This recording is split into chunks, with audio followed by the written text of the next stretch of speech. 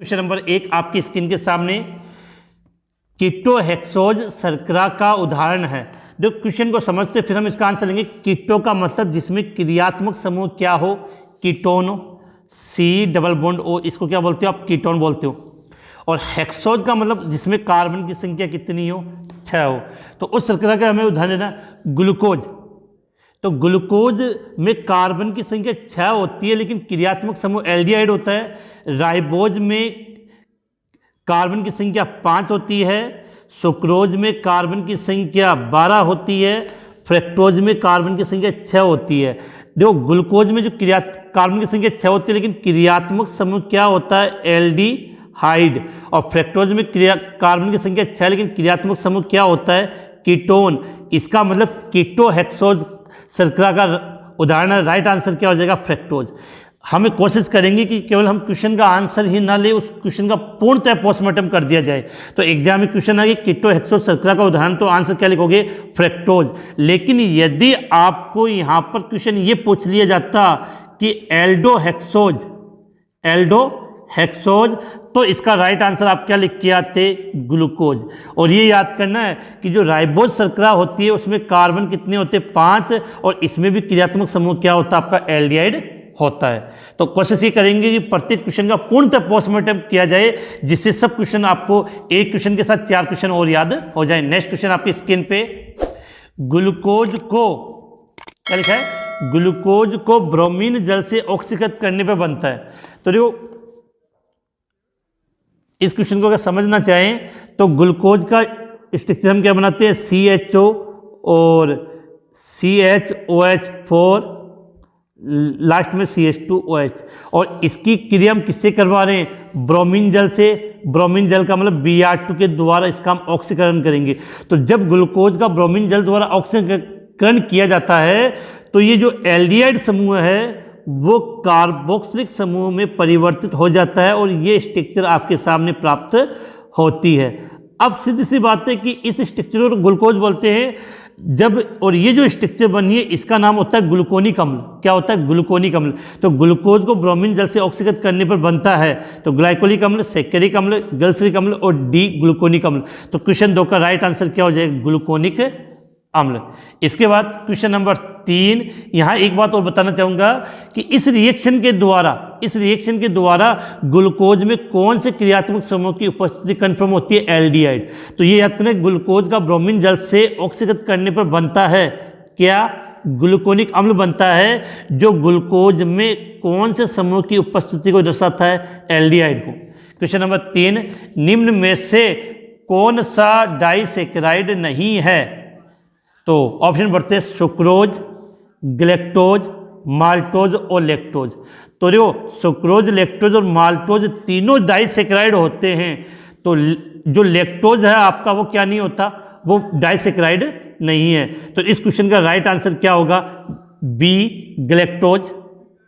आप पर अपने को ये माइंड में क्लियर होना चाहिए कि देखो इनमें से डाइसैकेराइड ग्लैक्टोज नहीं है। तो आपके माइंड में बिल्कुल ये याद होना चाहिए कि डाइसैकेराइड के कितने एग्जाम्पल है, 3, सुक्रोज, लैक्टोज और माल्टोज। डाइसैकेराइड का मतलब जिसका जलप गठन करने पर कितनी मोनोसैकेराइड इकाई, 2 मोनोसैकेराइड इकाइयाँ प्राप्त होती है। ठीक है, यहाँ आपको याद होना चाहिए कि सुक्रोज से हमें ग्लूकोज प्लस फ्रक्टोज प्राप्त होती है, माल्टोज से ग्लूकोज प्लस ग्लैक्टोज इकाई प्राप्त होती है, और लैक्टोज से ग्लूकोज प्लस ग्लैक्टोज, और माल्टोज से दोनों इकाइयाँ ग्लूकोज की प्राप्त होती है। तो बिल्कुल अच्छे तरीके से याद होना चाहिए। अगला क्वेश्चन आपके सामने, मनुष्य में कार्बोहाइड्रेट का संग्रहण होता है। Question number 4। आपको अगर इन क्वेश्चनों के आंसर आते हैं तो आप मेरे आंसर देने से पहले कमेंट्स में बताइए, तो काफ़ी अच्छा लगता है। तो मनुष्य में कार्बोहाइड्रेट का संकरण होता है स्टार्च से, सेल्यूलोज से, ग्लाइकोजन से, माल्टोज से। तो मनुष्य लिखा हुआ मिल जाए या प्राणी बोलते, तो प्राणी या मनुष्य में जो कार्बोहाइड्रेट का संग्रहण होता है वो ग्लाइकोजन के रूप में होता है। किस रूप में होता है, ग्लाइकोजन के रूप में होता है। पेड़ पौधों में अगर क्वेश्चन आता, पेड़ पौधों में कार्बोहाइड्रेट का संग्रहण इकट्ठा होता है तो स्टार्च के रूप में होता है। और सेल्यूलोज के लिए याद कर लेना कि पेड़ पौधों की कोशिका भित्ति, पेड़ पौधों की कोशिका भित्ति किसकी बनी होती है? सेल्यूलोज की। अब एक चीज़ और, स्टार्च, सेल्यूलोज और ग्लाइकोजन, ये तीनों के तीनों किसके एग्जाम्पल है? पॉलीसेकेराइड के। किसके? पॉलीसेकेराइड के। तो मैंने पहले कहा कि एक एक क्वेश्चन का पोस्टमार्टम करना है, हर चीज़ हमें याद करनी है। तो मनुष्य प्राणियों में कार्बोहाइड्रेट संग्रहित होती है ग्लाइकोजन के रूप में। इस कारण से इस ग्लाइकोजन को हम प्राणी स्टार्च भी कहा जाता है। ग्लाइकोजन को हम क्या बोलते हैं? प्राणी स्टार्च भी कहते हैं। इसके बाद नेक्स्ट क्वेश्चन आपके सामने, क्वेश्चन नंबर 5, कौन सा कार्बोहाइड्रेट है जिसमें हाइड्रोजन और ऑक्सीजन का अनुपात 2:1 नहीं है? रेमनोज, एसिटिक अम्ल, गैलेक्टोज, राइबोज। तो क्वेश्चन नंबर 5 का राइट आंसर होगा। अब देखो, अगर आप सूत्र जानते हो तो कहीं परेशानी नहीं होने वाली। रेमनोस, इसका फॉर्मूला होता है C6H12O5। ग्लैक्टोज C6H12O6, बिल्कुल ग्लूकोज के समान होता है। Ribose C5H10O5। एसिटिक अम्ल का फॉर्मूला CH3COOH। तो हमें पता है कि कार्बोहाइड्रेट की बात करें तो एसिटिक अम्ल तो कार्बोहाइड्रेट होता ही नहीं है। अब देखो, इन तीनों फॉर्मूलों को अगर आप लिखना चाहोगे तो रेमनोस C6, अब H हाइड्रोजन और ऑक्सीजन का 2:1 होने का मतलब आप उसको H2 के रूप में लिख सकते हो। लेकिन इसमें देखो, हाइड्रोजन है 12 और ऑक्सीजन है 5, अर्थात रेमनोस ऐसा कार्बोहाइड्रेट है जिसमें हाइड्रोजन और ऑक्सीजन का अनुपात 2:1 नहीं होता। तो इस क्वेश्चन का राइट आंसर हो जाएगा रेमनोस। अब चाहे ग्लैक्टोज को या राइबोज को आप इस प्रकार से लिख सकते हो, C6H2O6, इसमें C5H2O5। तो यहाँ कोई कंफ्यूजन वाली बात नहीं है। तो क्वेश्चन नंबर 5 का राइट आंसर, ऐसा कौन सा कार्बोहाइड्रेट है जिसमें हाइड्रोजन और ऑक्सीजन का अनुपात 2:1 नहीं है? तो राइट आंसर क्या हो जाएगा? रेमनोस। फॉर्मूला जरूर याद कर लेना, C6H12O6। अब बात करते हैं क्वेश्चन नंबर 6 की तरफ। नंबर 6 आपके सामने, निम्न में से कौन सी अपचायी शर्करा नहीं है? तो आप सभी जानते हो कि जो मोनोसेकेराइड और डाइसेकेराइड होते हैं वो अपचायी शर्करा होती है, केवल सुक्रोज को छोड़ के। तो लैक्टोज, माल्टोज, ग्लूकोज, ये तीनों अपचायी शर्करा है। आपसे पूछा अपचायी शर्करा नहीं है तो इसका राइट आंसर क्या होगा? सुक्रोज। बिल्कुल अच्छी तरीके से याद कर लेना कि निम्न में से कौन सी अपचायी शर्करा नहीं है, तो इसका राइट आंसर क्या होगा? सुक्रोज। और विशेष बात रखना कि लैक्टोज और माल्टोज दोनों डाइसेकेराइड है, लेकिन ये अपचायी शर्करा और सुक्रोज नहीं है, क्योंकि सुक्रोज में जो दोनों मोनोसेकेराइड होते हैं उनका क्रियात्मक समूह बंध बनाने में भाग लेते हैं। इस चैप्टर के 2 मैंने वन शॉट वीडियो के द्वारा इस चैप्टर को मैंने कंप्लीट करवाया। उन दोनों वीडियो का लिंक आपके उसके वीडियो के डिस्क्रिप्शन में मिल जाएगा। इस वीडियो के बाद आप उनको भी देख सकते हो। क्वेश्चन नंबर 7, ग्लूकोज में कौन सा कार्बन एनोमेरिक कार्बन है? C1, C2, C3 या C5? आप सभी जानते हैं कि ग्लूकोज के 2 रूप बनते हैं। ग्लूकोज के कितने रूप बनते हैं? 2 रूप। एक रूप का नाम है एल्फा और दूसरे रूप का नाम होता है बीटा। तो ग्लूकोज के एल्फा और बीटा रूप में जो अंतर होता है वो C1 कार्बन के कारण होता है, एल्डिहाइड कार्बन के कारण होता है। जो स्ट्रक्चर बनाइए यहाँ CHO 1 2 3 4 और यहाँ आता है CH2OH। तो यहाँ पर OH, इससे H OH OH H H OH और H। तो इसके जब एल्फा और बीटा रूप बनाओगे तो इस कार्बन के कारण होता है। तो ये कौन सा कार्बन है? 1 नंबर कार्बन। तो इसका राइट आंसर हो जाएगा 1। तो याद कर लेना, ग्लूकोज में कौन सा कार्बन एनोमेरिक कार्बन होता है? तो राइट आंसर क्या हो जाएगा? C1। हाँ, अगर आपसे यहाँ पर किसके लिए पूछ लिया जाता? फ्रैक्टोज के लिए। तो फ्रैक्टोज में क्रियात्मक समूह कितने नंबर कार्बन पे होता है? 2 पे। तो फ्रैक्टोज में जो एनोमेरिक कार्बन होगा वो कितने नंबर पे होगा? 2 पे। तो एक क्वेश्चन के साथ हम 2 आंसर याद कर दें। यहाँ पे ग्लूकोज में एनोमेरिक कार्बन होगा C1 पे, क्वेश्चन का आंसर हो गया। और फ्रैक्टोज में जो कार्बन होगा वो कितने पे होगा? C2 पे। दोनों बहुत इंपॉर्टेंट क्वेश्चन आपके लिए। इसके बाद नेक्स्ट क्वेश्चन आपके सामने, दूध में पाई जाने वाली शर्करा है? तो बहुत इजी क्वेश्चन है। तो दूध में पाई जाने वाली शर्करा कौन सी होती है? लैक्टोज होती है, जो दूध के अंदर पाई जाती है। यहाँ पे एक चीज़ याद करा दूँ, कुछ याद करनी है। जैसे फ्रैक्टोज है, इसको हम बोलते हैं फल शर्करा। क्या बोलते हैं? फल शर्करा। कौन सी होती है? फ्रैक्टोज होती है, जो सबसे मीठी होती है। माल्टोज होती है, वो अंकुरित अनाज में काफ़ी अधिक मात्रा में पाई जाती है। अंकुरित अनाज में कौन सी? माल्टोज। और ग्लूकोज लगभग फलों में होती है, मीठे फलों में होती है। शहद में भी इसकी काफ़ी अधिक मात्रा होती है, और पके हुए अंगूर में, पके हुए अंगूर में ग्लूकोज पाया जाता है। तो क्वेश्चन नंबर 8 का राइट आंसर क्या हो जाएगा? लैक्टोज। दूध में पाई जाने वाली शर्करा है लैक्टोज। क्वेश्चन नंबर 9 आपके सामने, निम्न में से सबसे मीठी शर्करा कौन सी है? तो आप सभी जानते हो कि सबसे मीठी शर्करा कौन सी होती है? फ्रैक्टोज होती है। तो क्वेश्चन नंबर 9 का राइट आंसर क्या हो जाएगा? फ्रैक्टोज। जितनी भी शर्कराएं होती हैं उन सब में सबसे मीठी शर्करा हम किसको मानते हैं? फ्रैक्टोज को मानते हैं। अब यहाँ पर एक चीज़ बता दूँ कि जो घरों में हम जो शुगर काम में लेते हैं, जो चीनी काम में लेती है, वो कौन सा रूप होता है? सुक्रोज होती है। फॉर्मूला क्या होता है इसका? C12H22O11। ये जो हम घरों में जो शुगर या चीनी काम में लेते हैं वो किस रूप में होती है? सुक्रोज के रूप में होती है। क्वेश्चन नंबर 10, एल्डोहेक्सोज मोनोसेक्राइड है। अभी हमने जब क्वेश्चन नंबर 1 बात की थी तो मैंने इसके बारे में बताया था, एल्डो मतलब क्रियात्मक समय एल्डिहाइड और कार्बन की संख्या 6 है। तो इसका राइट आंसर क्या हो जाएगा? ग्लूकोज। क्या हो जाएगा? ग्लूकोज। यहाँ आपको एक विशेष बता दूं कि अगर आपसे ये पूछ लिया जाए एल्डोपेंटोज कौन सी है, एल्डोपेंटोज, तो याद रखना कि इसका राइट आंसर क्या हो जाएगा? राइबोज। और कीटोहेक्सोज तो पता ही फ्रैक्टोज होता है, तो एल्डोहेक्सोज मोनोसेक्राइड है ग्लूकोज। अभी इस प्रकार के काफ़ी क्वेश्चन आपके लिए पेंडिंग है। चैप्टर 10 के भी मोस्ट इंपॉर्टेंट क्वेश्चनों का मैंने वीडियो बना दिया है। जो स्टूडेंट फर्स्ट बार चैनल पे आए हैं वो वीडियो के डिस्क्रिप्शन में उस चैप्टर 10 हेलो एल्केन एवं हेलो एरिन के भी मोस्ट इंपॉर्टेंट क्वेश्चनों का वीडियो मैंने अपलोड कर दिया है। उसका लिंक इस वीडियो के डिस्क्रिप्शन में मिल जाएगा। और जो नए स्टूडेंट है वो चैनल को जरूर सब्सक्राइब कर दे, जिससे आने वाले दिनों में आपको महत्वपूर्ण नोटिफिकेशन प्राप्त हो सके। नेक्स्ट क्वेश्चन आपके सामने, जल में विलेय विटामिन कौन से होते हैं? तो अभी हम यहाँ समझते हैं कि विटामिन को हमने विटामिन कौन कौन से होते हैं अपने सिलेबस में? A, B, C, D, E और K, ये विटामिन के नाम है। तो आप सभी जानते हैं कि विटामिन B और C कौन से होते हैं? जल में विलेय। शेष जो विटामिन है आपका A, D, E और K, ये विटामिन किस में विलेय होते हैं? वसा में। अब यहाँ जो कन्फ्यूजन क्या हो गया, जल में विलेय विटामिन तो अभी मैंने बताया B और C होता है। अब B भी ऑप्शन है और C भी ऑप्शन है। तो आपको बता दूं कि B विटामिन होता है वो B कॉम्प्लेक्स के रूप में होता है, जिसमें B1, B2, B6 और B12 होता है। अब आपका जो B12 है ये जल में विलेय नहीं है, जल में विलेय नहीं है।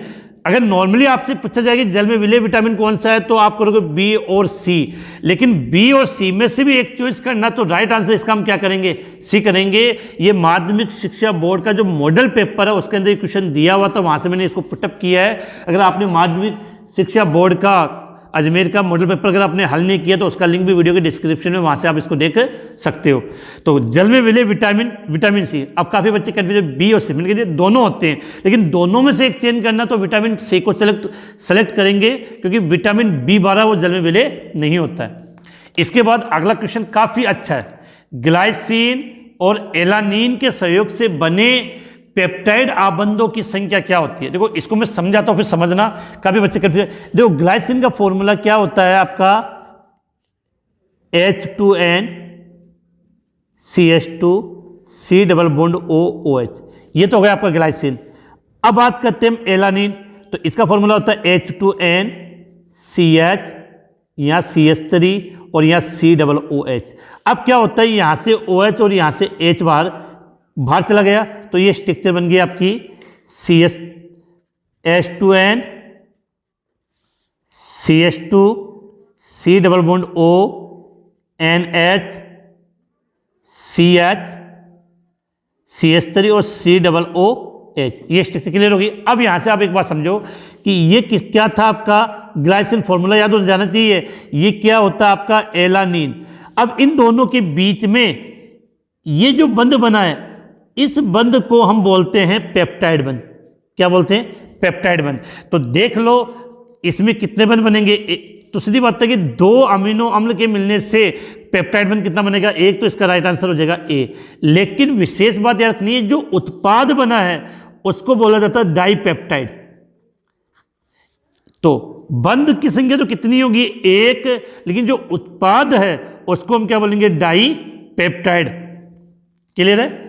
इसके बाद अगला क्वेश्चन, निम्न में से कौन सा आवश्यक अमीनो अम्ल है? आवश्यक अमीनो अम्ल का मतलब होता है वे अमीनो अम्ल जिनका संश्लेषण अपने शरीर में नहीं होता, उन्हें भोजन के साथ लेने की आवश्यकता होती है। इसको याद करने का तरीका क्या था? टीवी मिल पथ। इसको याद करने का तरीका क्या था? टीवी मिल पथ। तो टी से ट्रिप्टोफैन, वी से वेलिन, तो चारों ऑप्शन में देख लिया वेलिन आ गया। तो निम्न में से आवश्यक अमीनो अम्ल कौन सा हो गया? वेलिन हो गया। क्या हो गया? वेलिन। फिर से बता दूं कि चैप्टर 14 का मैंने वन शॉट वीडियो बनाया है, जिसमें कोशिश की गई कि 2 वीडियो के अंदर कंप्लीट चैप्टर को समझाया गया है। अगर अभी तक आपने वो क्लास से नहीं लिए तो इसके बाद में वीडियो के डिस्क्रिप्शन में आपको उसका लिंक मिल जाएगा, वहाँ से आप देख कर उसको हल कर सकते हो, समझ सकते हो। अब हम नेक्स्ट क्वेश्चन की तरफ आगे बढ़ते हैं। अब नेक्स्ट क्वेश्चन कि प्रोटीन की द्वितीयक और तृतीयक अर्थात 2 डिग्री और 3 डिग्री संरचनाओं को स्थायित्व प्रदान करता है। कौन सा बंध स्थायित्व प्रदान करता है? हाइड्रोजन बंध, डाइसल्फाइड बंध, स्थिर विद्युत आकर्षण बल या उपरोक्त सभी। तो प्रोटीन की 4 संरचना पाई जाती है, जिसमें दूसरी और तीसरी संरचना को स्थायित्व कौन सा बंध प्रदान करता है? तो इसका राइट आंसर होगा उपरोक्त सभी। कि प्रोटीन की दूसरी और तीसरी संरचना को स्थायित्व हाइड्रोजन बंध भी देता है, डाइसल्फाइड बंध भी देता है और स्थिर विद्युत आकर्षण बल। इसके अलावा एक बंध और हो गया जिसको हम बोलते हैं वांडर वाल बल, वो भी प्रोटीन की द्वितीयक और तृतीयक संरचना को स्थायित्व प्रदान करता है। इसके बाद आपका नेक्स्ट क्वेश्चन, सामान्यतः डाइसैकेराइड का अणुसूत्र होता है। देखो क्वेश्चन काफी इजी है। डाइसैकेराइड की बात करते हैं तो डाइसैकेराइड के 3 एग्जांपल हम जानते हैं। नंबर 1 सुक्रोज, नंबर 2 माल्टोज और नंबर 3 लैक्टोज। तीनों की तीनों डाइसैकेराइड और तीनों का सूत्र एक ही होता है, C12H22O11। अब देख लो ऑप्शन में इसका राइट आंसर क्या होगा। तो सामान्यतः डाइसैकेराइड का अणुसूत्र होता है, तो इसका राइट आंसर हो जाएगा C12H22O11। इसके बाद चलते हैं अब नेक्स्ट क्वेश्चन की तरफ।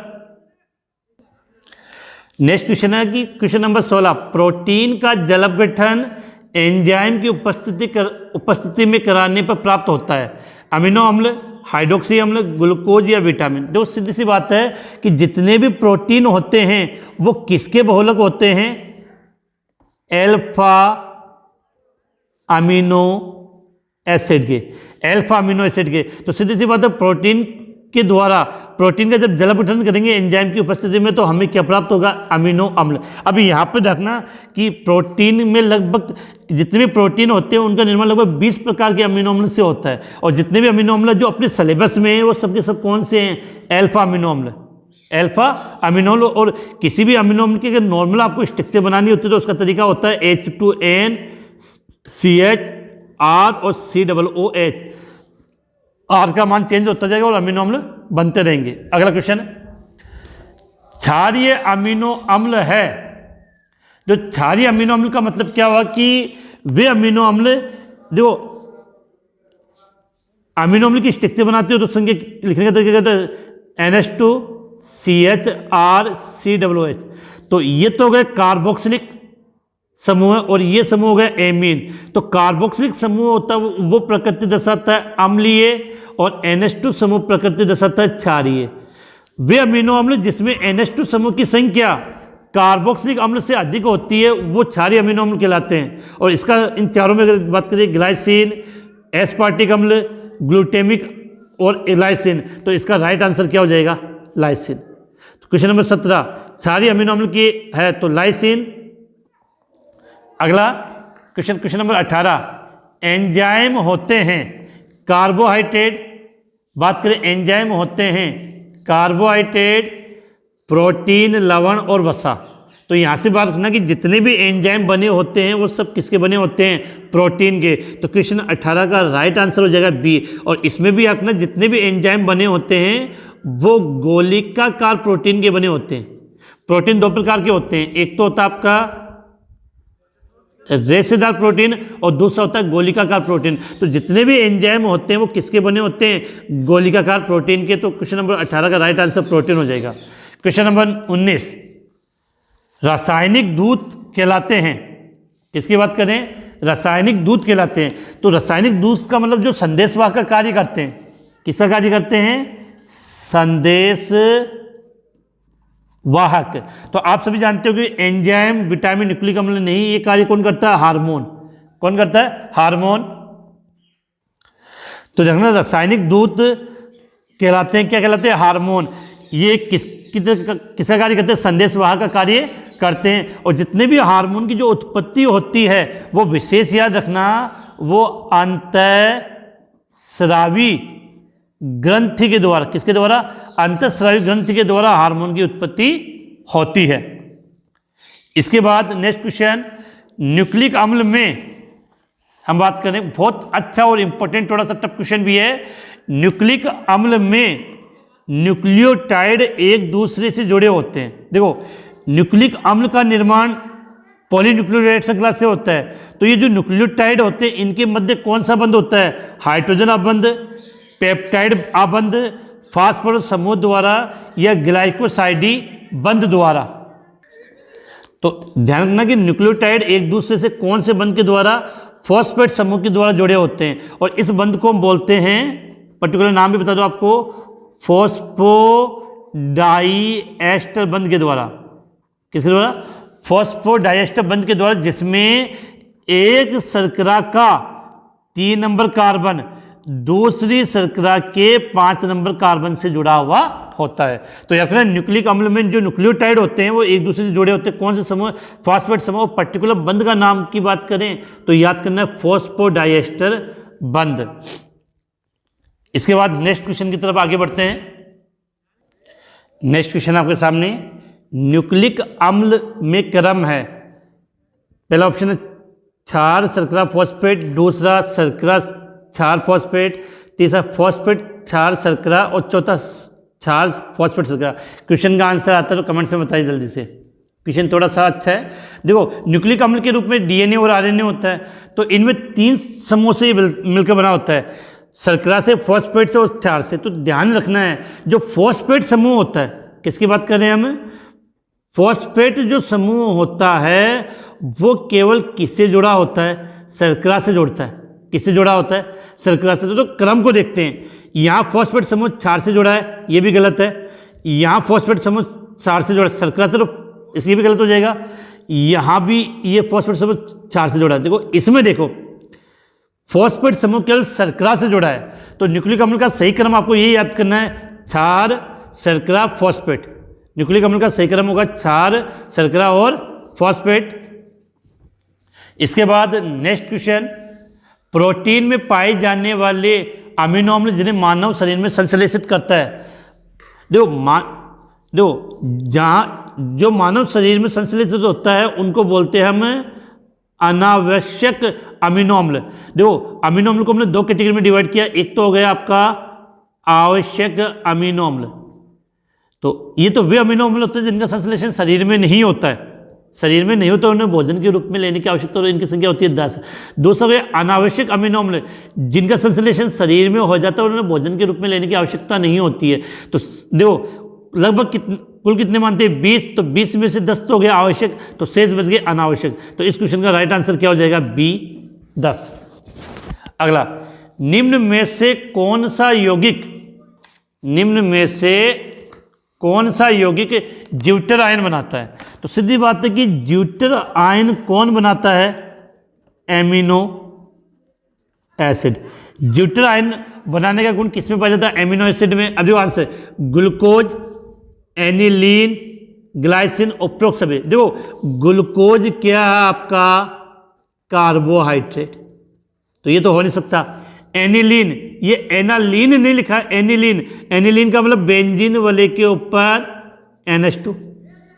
हाँ, अगर एलानीन होता तब अमीनो अम्ल मान सकते थे। अब इसके बाद क्या बच्चा आपका? ग्लाइसिन। तो आप सभी जानते हो कि सबसे सरल अमीनो एसिड कौन सा है? ग्लाइसिन है। तो हमें सीधे पता है कि ज्यूटर आयन कौन बनाता है? अमीनो अम्ल बनाता है। तो इनमें से अमीनो अम्ल कौन सा है? ग्लाइसिन। तो राइट आंसर क्या हो जाएगा आपका? सी।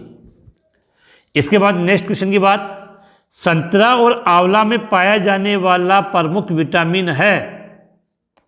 दो, संतरा और आंवला दोनों के दोनों खट्टे फल है। क्या है? खट्टे फल। और खट्टे फल में कौन सा विटामिन, विटामिन सी पाया जाता है, तो राइट आंसर क्या हो जाएगा सी। तो संतरा और आंवला में पाए जाने वाला प्रमुख विटामिन कौन है, विटामिन सी। हाँ, इसके अलावा एक चीज़ याद कर लेना, जो विटामिन डी है वो हड्डियों के लिए काफ़ी महत्वपूर्ण होता है। और प्रश्न आता है कि सूर्य के प्रकाश के द्वारा, सूर्य के प्रकाश के द्वारा कौन सा विटामिन प्राप्त होता है, तो आप आंसर लिखोगे याद रखना विटामिन डी। खट्टे फल जैसे संतरा आंवला में तो विटामिन सी क्वेश्चन का राइट आंसर होगा। इसके अलावा हम अलग से याद करेंगे कि सूर्य के प्रकाश से हमें कौन सा विटामिन मिलता है, विटामिन डी। अगला, निम्न में से कौन सा नाइट्रोजन क्षारक डीएनए में नहीं होता है।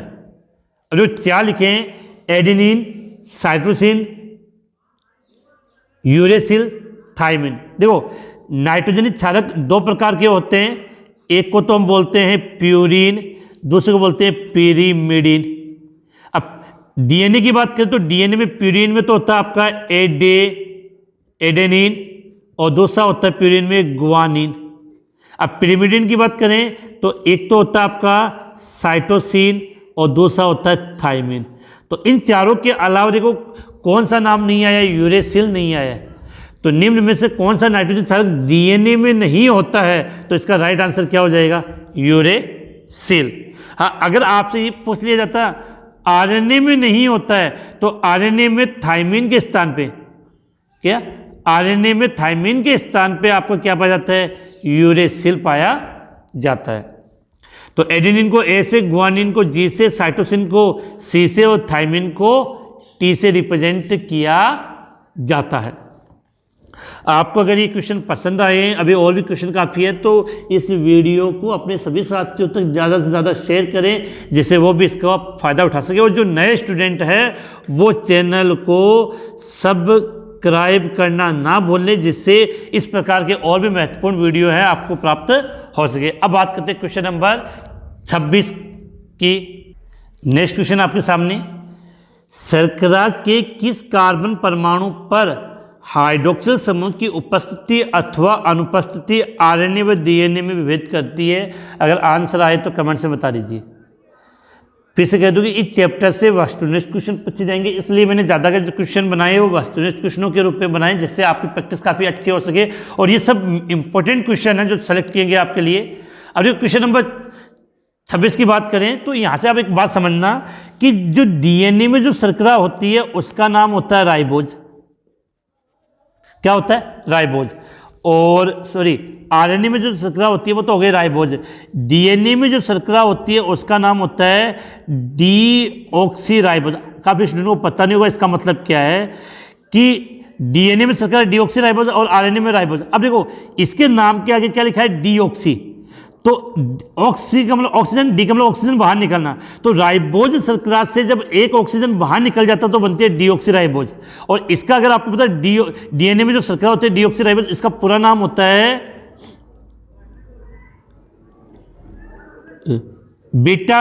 ये बीटा होती है बीटा डी 2 डीऑक्सीराइबोज शर्करा होती है, बीटा D2 डीऑक्सीराइबोज। अर्थात राइबोज शर्करा के 2 नंबर वाला जो कार्बन है उसमें एक ऑक्सीजन बाहर निकल जाता है, जिससे राइबोज शर्करा बनती है। तो याद रखना हाइड्रोक्सिल समूह का मतलब OH, तो OH से ये H बाहर निकल जाता है। तो याद रखना कि डीएनए और आरएनए में जो अंतर होता है वो केवल 2 नंबर वाले कार्बन होता है। 2 नंबर पर जो कार्बन होता है उसमें जो OH समूह होता है, आरएनए में तो वहाँ OH समूह जुड़ा होता है और डीएनए में केवल वहाँ से O बाहर निकल जाए तो केवल क्या जुड़ा होता है, H जुड़ा होता है। तो यहाँ से बिल्कुल क्लियर कर लेना कि डीएनए में जो शर्करा पाई जाती है उसका राइट नाम क्या होगा, बीटा D2 डीऑक्सीराइबोज। इसके बाद क्वेश्चन नंबर 27, आरबीसी की भूरेपन में वृद्धि, आरबीसी की भूरेपन में वृद्धि और मांसपेशियों में कमजोरी कौन से विटामिन की कमी से होती है। ये क्वेश्चन बोर्ड एग्जाम में पूछा हुआ इसलिए लेकर आया हूं। तो कमी से होने वाले रोग की बात करते हैं तो सीधी बात है विटामिन के की कमी से क्या नहीं होता है, रक्त का थक्का नहीं बनता है। और ये आरबीसी के भूरेपन में वृद्धि और मांसपेशियों में कमजोरी, ये कौन से विटामिन से होगी, विटामिन ई से। तो राइट आंसर विटामिन ई हो गया। विटामिन डी की कमी से कौन सा रोग होता है, रिकेटस। और विटामिन सी, इसकी कमी से कौन सा रोग होता है, स्कर्वी। स्कर्वी का मतलब रोगों मसूड़ों से खून आने लगता है और रिकेटस में हड्डियाँ कमज़ोर हो जाती है। तो ये क्वेश्चन याद कर लेना, बहुत अच्छा क्वेश्चन है कि आरबीसी की भुरभुरेपन, मतलब आरबीसी लाल रंग की होती है लेकिन उसमें थोड़ा सा भूरापन आ जाए, भूरेपन में वृद्धि और मांसपेशियों में कमजोरी, तो कौन से विटामिन से? विटामिन ई की कमी से होता है। अगला नेक्स्ट क्वेश्चन, इंसुलिन की कमी से बात हम कर रहे हैं। तो इंसुलिन में कितने अमीनो अम्ल होते हैं? काफ़ी इंपॉर्टेंट क्वेश्चन है और ये मैंने अपनी ऑनलाइन क्लास में विशेष फोकस दिया था कि इस प्रकार क्वेश्चन पूछ लिया जाता है। तो याद रखना कि इंसुलिन में कितने अमीनो अम्ल, तो इसका राइट आंसर होगा 51। इंसुलिन में अमीनो अम्ल की संख्या कितनी होती है? 51। अब एक चीज़ और, मैंने उस ऑनलाइन क्लास में आपसे पूछा गया था कि HB हीमोग्लोबिन, HB का मतलब क्या होता है? हीमोग्लोबिन। तो हीमोग्लोबिन में कितने अमीनो अम्ल होते हैं? तो क्वेश्चन में ध्यान रखना 574। हीमोग्लोबिन में कुल अमीनो अम्ल की संख्या होती है 574। यहाँ एक बात और, इंसुलिन क्या है? एक हार्मोन है। इंसुलिन क्या है? हार्मोन। और इंसुलिन की कमी से, इंसुलिन की कमी से कौन सा रोग होता है? मधुमेह, जिसको हम बोलते हैं डायबिटीज। क्या बोलते हैं? डायबिटीज। तो बिल्कुल ये चीज़ें याद कर लेनी कि इंसुलिन में 51 अमीनो अम्ल होते हैं, ये एक प्रकार का हार्मोन है और अग्नाशय ग्रंथि के द्वारा स्रावित होता है। इसकी कमी से मधुमेह या डायबिटीज रोग होता है। इंसुलिन क्या करता है कि ग्लूकोज को किस में कन्वर्ट कर देता है? ग्लाइकोजन में। अब इंसुलिन की कमी हो जाएगी तो ग्लूकोज और ग्लाइकोजन में बदलना बंद हो जाएगा, तो शरीर में ग्लूकोज की मात्रा ज़्यादा हो जाती है जो अपने लिए नुकसानदायक होती है। अगला क्वेश्चन, कार्बोहाइड्रेट में क्रियात्मक समूह होता है। कार्बोहाइड्रेट में क्रियात्मक समूह होता है, एल्डिहाइड होता है, एल्कोहल होता है या कीटोन होता है, या उपरोक्त सभी। तो अगर कार्बोहाइड्रेट की अगर आप डेफिनेशन लिखोगे तो आपको ये सब आंसर समझ में आ जाएंगे। कार्बोहाइड्रेट किसको बोलते हैं? कि ऐसे पॉलीहाइड्रोक्सी यौगिक, ऐसे पॉलीहाइड्रोक्सी यौगिक जिनमें एल्डिहाइड या कीटोन समूह उपस्थित होते हैं। अब सुना मेरी बात, तो एल्डिहाइड, ये किसकी डेफिनेशन है? कार्बोहाइड्रेट की। तो एल्डिहाइड भी हो गया, कीटोन भी हो गया। अब हाइड्रोक्सी का मतलब क्या होता है? एल्कोहल होता है। तो इसका मतलब कार्बोहाइड्रेट में एल्डिहाइड, एल्कोहल और कीटोन तीनों क्रियात्मक समूह उपस्थित होते हैं, अर्थात इसका राइट आंसर क्या हो जाएगा? उपरोक्त सभी। कार्बोहाइड्रेट में क्रियात्मक समूह, तो एल्डिहाइड और कीटोन तो मुख्य होता है और प्रतिस्थापी के रूप में एल्डिहाइड और कीटोन तो मुख्य होगा और प्रतिस्थापी के रूप में क्या होता है? आपका एल्कोहल होता है। अगला क्वेश्चन, ये काफी अलग क्वेश्चन है आपके लिए कि नर लिंग हार्मोन को कहते हैं। तो यहां पर ऑप्शन है एस्ट्रोजन, प्रोजेस्टेरोन, पिट्यूटराइन और एंड्रोजन।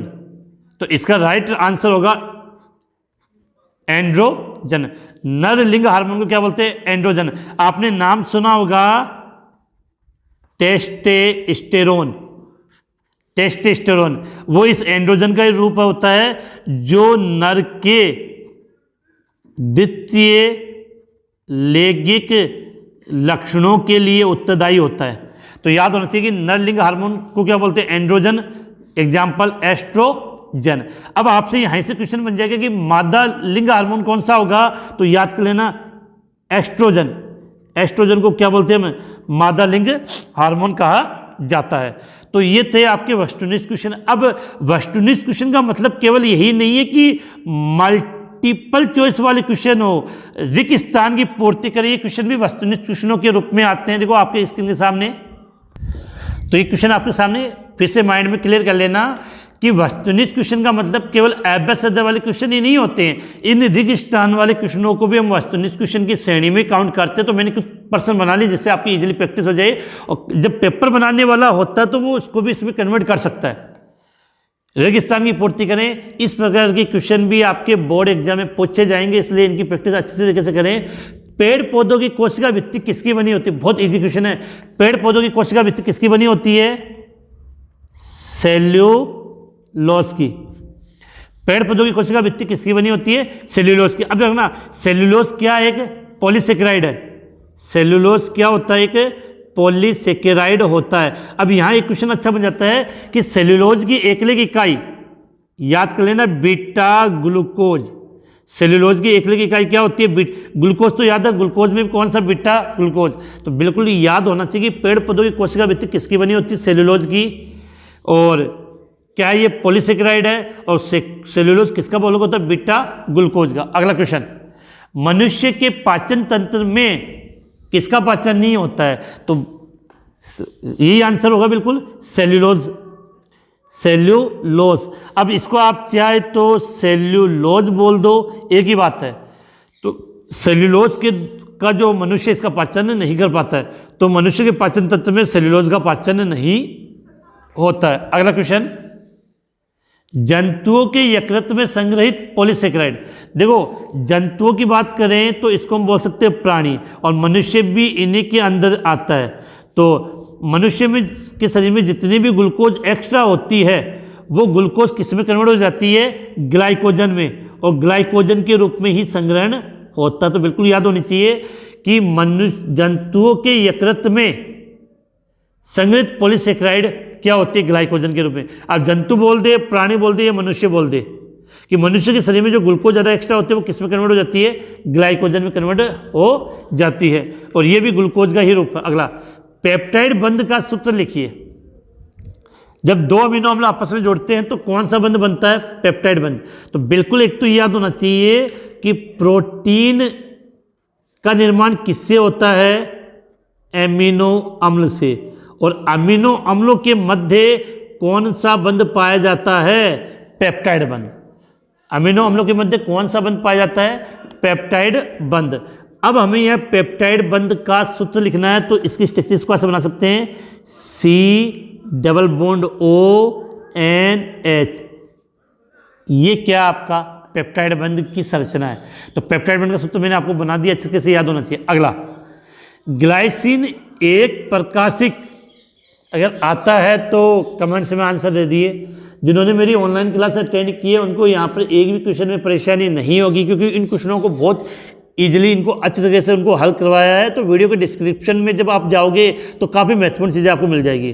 देखो, ग्लाइसिन के लिए हमने पढ़ा था कि ग्लाइसिन के अंदर जो कार्बन होता है वो असमित प्रकार का नहीं होता है।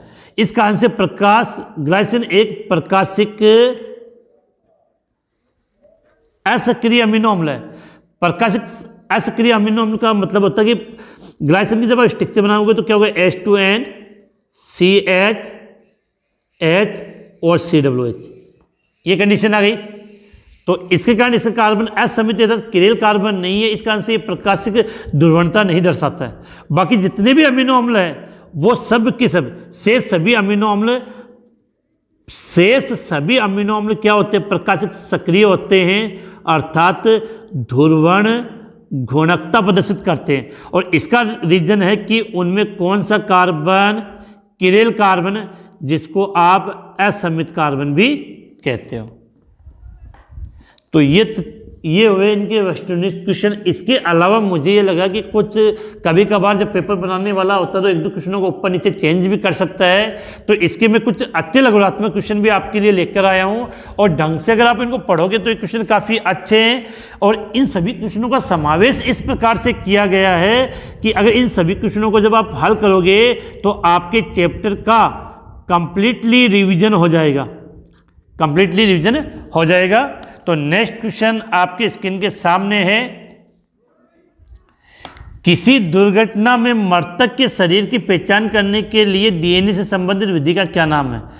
आपको ये सभी क्वेश्चन कैसे लगे हैं वो कमेंट्स करके जरूर बताएं। इसके साथ में नेक्स्ट चैप्टर के भी आपको इस प्रकार के क्वेश्चन चाहिए या नहीं चाहिए वो कमेंट्स जरूर करें। तो क्वेश्चन नंबर 36 आपके सामने कि किसी दुर्घटना में मृतक के शरीर की पहचान करने के लिए डीएनए से संबंधित विधि का क्या नाम है? तो आपने एक नाम सुना होगा, डीएनए फिंगरप्रिंट। तो क्वेश्चन नंबर 36 का राइट आंसर हो जाएगा डीएनए फिंगरप्रिंट। डीएनए फिंगरप्रिंट की सहायता से किसी भी मृतक के शरीर की पहचान की जा सकती है।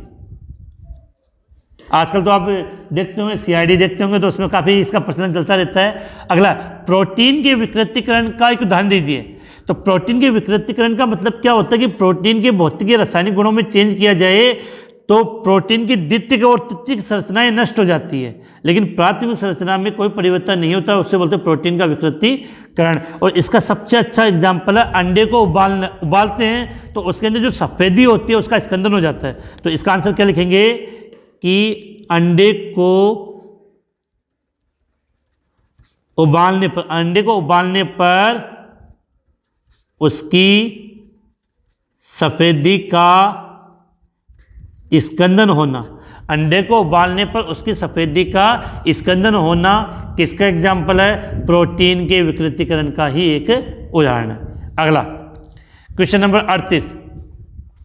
ये क्वेश्चन काफ़ी मेहनत से बनाए गए हैं आप लोगों के लिए, इसलिए वीडियो को शेयर करना ना भूलें। जितने भी अदर व्हाट्सएप ग्रुप बना रखे हैं अपने अपने साथियों को, उन सबको शेयर करें। ऐसे यौगिक का नाम बताइए जिसमें हाइड्रोजन व ऑक्सीजन का अनुपात 2:1 है लेकिन कार्बोहाइड्रेट नहीं है। तो हमने क्या सुना कि कार्बोहाइड्रेट ऐसे यौगिक होते हैं जिसमें हाइड्रोजन और ऑक्सीजन का अनुपात 2:1 है, लेकिन हमें ऐसा यौगिक का नाम बताना जो कार्बोहाइड्रेट नहीं है उसमें भी अनुपात है।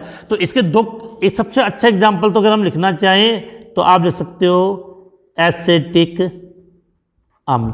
क्या? एसिटिक अम्ल। देखो एसिटिक अम्ल कार्बोहाइड्रेट नहीं है और फॉर्मूला क्या होता है इसका? CH3COOH। तो देखो कार्बन कितने इसमें? 2, हाइड्रोजन 3 और 1 4, ऑक्सीजन 2। तो देखो यहाँ हाइड्रोजन और ऑक्सीजन का अनुपात कितना है? 2:1 है। तो हो गया एक एग्जाम्पल। आप चाहो तो इसका और याद कर लेना, लैक्टिक अम्ल। ये भी काफ़ी इंपॉर्टेंट है, लैक्टिक अम्ल। फॉर्मूला क्या होता है इसका? CH3COOH। तो कितने कार्बन हो गए? 1 2 3, हाइड्रोजन 3 4 5 6, ऑक्सीजन 2 और 1 3 ऑक्सीजन। क्लियर हो गए? तो हाइड्रोजन और ऑक्सीजन का अनुपात कितना? 2:1। तो बिल्कुल याद होना चाहिए ये दोनों ऐसे कंपाउंड है जो कार्बोहाइड्रेट नहीं है, लेकिन हाइड्रोजन और ऑक्सीजन का अनुपात कितना? 2:1, एसिटिक अम्ल और लैक्टिक अम्ल। अब नेक्स्ट क्वेश्चन की तरफ आगे बढ़ते हैं। देखो नेक्स्ट क्वेश्चन की बात करें तो अमीनो अम्ल की सामान्य संरचना। तो आप सभी जानते हो कि अमीनो अम्ल अपने शरीर में कितने प्रकार के पाए जाते हैं? 20। और इन सभी अमीनो अम्ल से किसका निर्माण होता है? प्रोटीन का निर्माण होता है। अब किसी भी अमीनो अम्ल की अगर सामान्य संरचना की बात करें तो इसको अमीनो अम्ल में एक तो एमिनो समूह होता है और एक कार्बोक्सिलिक समूह होता है। तो एमिनो समूह का मतलब तो हो गया H2N, फिर CH, R का मतलब यहाँ कुछ समूह अलग अलग समूह होंगे, और यहाँ पे COOH। अमीनो अम्ल की सामान्य इस संरचना के द्वारा रिप्रेजेंट किया जाता है, जिसमें इस समूह को आप क्या बोलते हो? ये कौन सा समूह है? कार्बोक्सिलिक अम्ल हो गया। ये कौन सा समूह हो गया? एमिनो समूह है। जो कार्बोक्सिलिक समूह होता है उसकी प्रकृति क्या होती है? अम्लीय होती है। और जो एमिनो समूह होता है उसकी प्रकृति क्या होती है? क्षारीय होती है। बिल्कुल। क्वेश्चन नंबर 40 आपके सामने। निम्न में से निम्न को मोनोसेक्राइड, काफी अच्छा क्वेश्चन है ये आपके लिए। निम्न को मोनोसेक्राइड और डाइसेक्राइड में वर्गीकृत कीजिए। मोनोसेक्राइड और डाइसेक्राइड। तो देखो मोनोसेक्राइड की बात करें तो राइबोज मोनोसेक्राइड होता है, डीऑक्सीराइबोज भी मोनोसेक्राइड होता है, माल्टोज ये डाइसेक्राइड है, ग्लेक्टोज मोनोसेक्राइड, फ्रैक्टोज मोनोसेक्राइड होते हैं। और ये जो माल्टोज और लेक्टोज है वो क्या हो गए? डाइसेक्राइड। तो इसको बिल्कुल अच्छी तरीके से आपको याद करना है। मोनोसेक्राइड। मोनोसेक्राइड में पहला एग्जांपल इसके अकॉर्डिंग क्या हो जाएगा? राइबोज। फिर अगला 2-डीऑक्सीराइबोज। फिर तीसरा ग्लेक्टोज, चौथा फ्रैक्टोज। ये सब के सब क्या हो गए? मोनोसेक्राइड। इसके अलावा भी अगर आप याद करना चाहो तो एक नाम और याद करना लेना, ग्लूकोज। वो तो सबसे कॉमन जानते हो आप। अब बात करें किसकी? डाइसेकेराइड की। किसकी बात करें? डाइसेकेराइड की। तो डाइसेकेराइड की जब हम बात करते हैं तो डाइसेकेराइड की यहाँ पर एक तो हो गया आपका माल्टोज और एक हो गया लेक्टोज। तो डाइसेक्राइड का एग्जाम्पल क्या लिखेंगे यहाँ पे, माल्टोज, एक आपने लिख दिया लेक्टोज, और सबसे फेमस जो डाइसेक्राइड है वो क्या है, सुक्रोज। तो ये 1 से लेकर 40 क्वेश्चन हो गए। अभी 2 क्वेश्चन आपके लिए शेष बचे हैं जो इनसे भी काफ़ी इंपॉर्टेंट है। तो क्वेश्चन नंबर 41 आपके सामने, अगर इस चैप्टर से कुछ बड़ा क्वेश्चन बने तो इस प्रकार के क्वेश्चन बनने की संभावना ज़्यादा होगी। तो क्वेश्चन नंबर 41 आपके सामने, निम्न में अंतर स्पष्ट करना है। इस चैप्टर में 4 अंतर वाले क्वेश्चन बन सकते हैं कभी कभार अगर आए तो। डीएनए और आरएनए, रेशेदार तथा गोलिकाकार प्रोटीन, एमिलोस, एमिलोपेक्टिन, न्यूक्लियोटाइड और न्यूक्लियोसाइड। फिर से रिपीट कर दूं कि इस चैप्टर से नॉर्मली क्वेश्चन वस्तुनिष्ठ ही पूछे जाएंगे, लेकिन बाई चांस अगर कोई संभावना बने तो इस प्रकार से भी क्वेश्चन आपका आ सकता है। निम्न में अंतर डीएनए आरएनए। अब देखो कि इन क्वेश्चनों की हम बात करें तो काफ़ी इंपॉर्टेंट है, तो ज़्यादा भी नहीं, सबके 2-2 अंतर तो हमें पता होना चाहिए। तो इनको हम यहाँ से लिखते हैं कि सबसे पहले हम बात करें डीएनए और आरएनए में अंतर की। देखो यहाँ सीधा अंतर, जो डीएनए और आरएनए, एक तो अंतर याद करना है कि आरएनए के अंदर जो शर्करा पाई जाती है उसका नाम क्या होता है, राइबोस। डीएनए में जो शर्करा पाई जाती है उसका नाम होता है डीऑक्सी राइबोज। पहला अंतर तो ये हो गया कि डीएनए में जो शर्करा होते हैं डीऑक्सी राइबोज, आरएनए में शर्करा राइबोज। डीएनए होता है वो डिकुंडलित होता है, अर्थात इसके अंदर 2 पॉलीपेप्टाइड श्रृंखलाएं एक होती है, और आरएनए होता है वो एक रज्जुक होता है, केवल इसमें एक ही श्रृंखला होती है। तो ये 2 अंतर काफ़ी है। डीएनए डीऑक्सी राइबोज शर्करा होती है और डिकुंडलित होता है, आरएनए में राइबोज शर्करा होती है और एक रज्जुक होता है। अगला क्वेश्चन, रेशेदार प्रोटीन और गोलिकाकार प्रोटीन में अंतर। देखो रेशेदार प्रोटीन होता है, इसमें जो प्रोटीन की पॉलीपेप्टाइड श्रृंखलाएं होती है वो एक दूसरे के समांतर होती है, समांतर होने से रेशे जैसे संरचना प्राप्त होती है। और गोलिकाकार प्रोटीन में जो पॉलीपेप्टाइड श्रृंखलाएं होती है वो क्या हो जाती है, कुंडलित हो जाती है।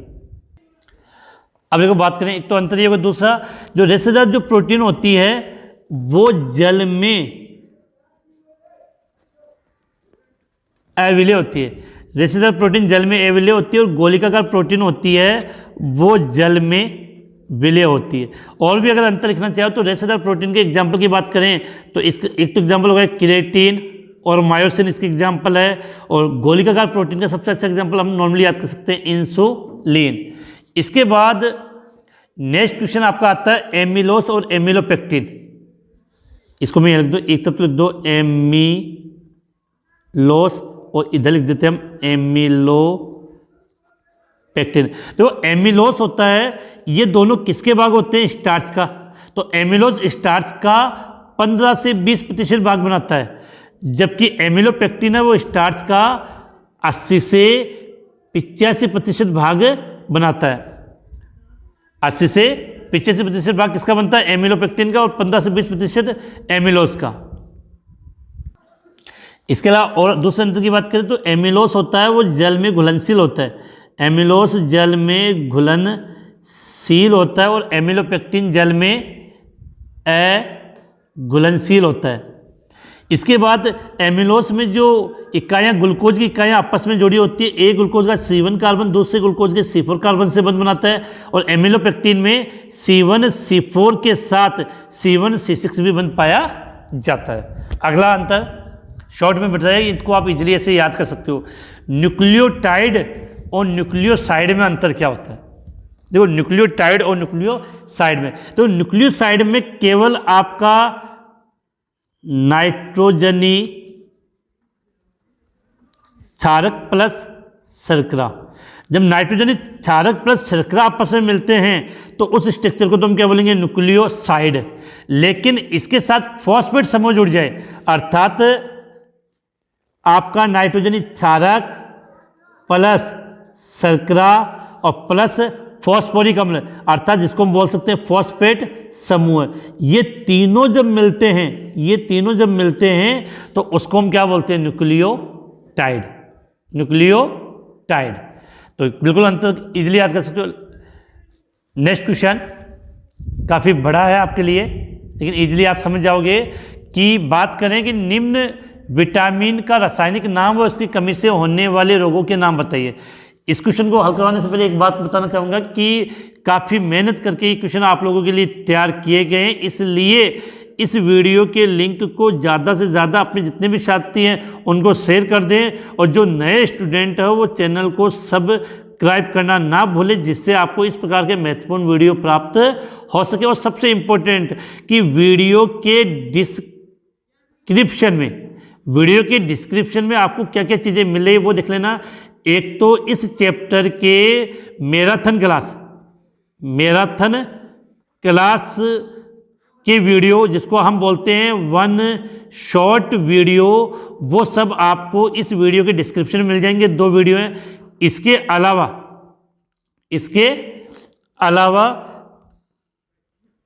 ये हो गया। इसके अलावा हम बात करें कि अदर जो चैप्टर जैसे मैंने चैप्टर नंबर 10 के भी मोस्ट इम्पोर्टेंट क्वेश्चन हल करवा दिए, उसका भी वीडियो का लिंक है, आपको वो यहाँ से मिल जाएगा, तो आप इन सभी को देख लेना। अब क्वेश्चन नंबर 22 की बात करें कि निम्न विटामिन का रासायनिक नाम व इसकी कमी से होने वाले रोग। तो vitamin A, B1, B2, B6, B12, C, D, E और K। सदैव की तरह ये आज का लास्ट क्वेश्चन है, और लास्ट क्वेश्चन सदैव आपके लिए होता है। तो इस क्वेश्चन को देखो, पर्सन अच्छा बन जाता है। तो इन सभी विटामिन के रासायनिक नाम और इनकी कमी से होने वाले रोग को हल करके आपको मेरे व्हाट्सएप नंबर 9079242041 पर क्या करना है, मैसेज करना है। मैसेज करने से मुझे पता चल जाएगा कि आपने इस वीडियो को कहाँ तक देखा है और कहाँ तक आपको मेरी इस ऑनलाइन क्लास के माध्यम से कितना आपको याद है। तो ये क्वेश्चन आपके लिए है, आप इस क्वेश्चन को हल करके मेरे इस व्हाट्सएप नंबर पर सेंड कर सकते हो। इसी के साथ चैप्टर नंबर 14 जीवाणु वाला कंप्लीट हो गया, और जल्द ही आपके लिए चैप्टर नंबर 13 और चैप्टर नंबर 12 और 11 इनके भी मोस्ट इंपॉर्टेंट क्वेश्चनों का वीडियो जल्द ही अपलोड कर दिया जाएगा। आज की क्लास यहीं समाप्त होती है। कैसी लगी कमेंट्स करना जरूर बताएं। जय हिंद, जय भारत।